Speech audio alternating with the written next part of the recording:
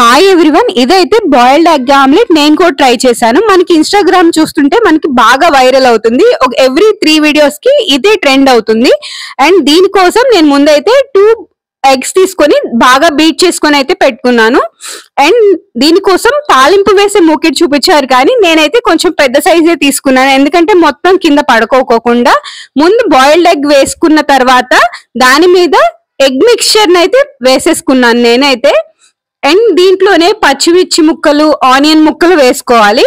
And కావాలంటే టమాటా, కొత్తిమీర కూడా వేసుకోవచ్చు. నేనైతే వేసుకోలేదు. అండ్ దీంట్లో ఉప్పు, కారం, గరం మసాలా పైన కొంచెం మన టేస్ట్ కి తగ్గట్టు వేసుకోవచ్చు. నాకు తగ్గట్టు వేసుకున్నాను. అండ్ పైన కొంచెం ఆనియన్ ఎక్స్ట్రాగా వేసాను. అండ్ మొత్తం వేగిన తర్వాత దీన్ని ఫ్లిప్ చేశాను.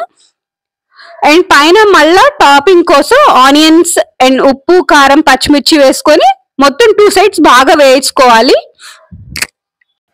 అండ్ మనం 2 సైడ్స్ పూర్తిగా వేగించుకున్న తర్వాత తీసుకుంటే మనకి బాయిల్డ్ ఎగ్ ఆమ్లెట్ అయితే రెడీ అయింది. దీని టేస్ట్ అయితే కొంచెం బాగానే ఉంది. అంటే మరీ వెరీ గుడ్ అని ఏం చెప్పను, ఒక మాదిరిగానే ఉంది.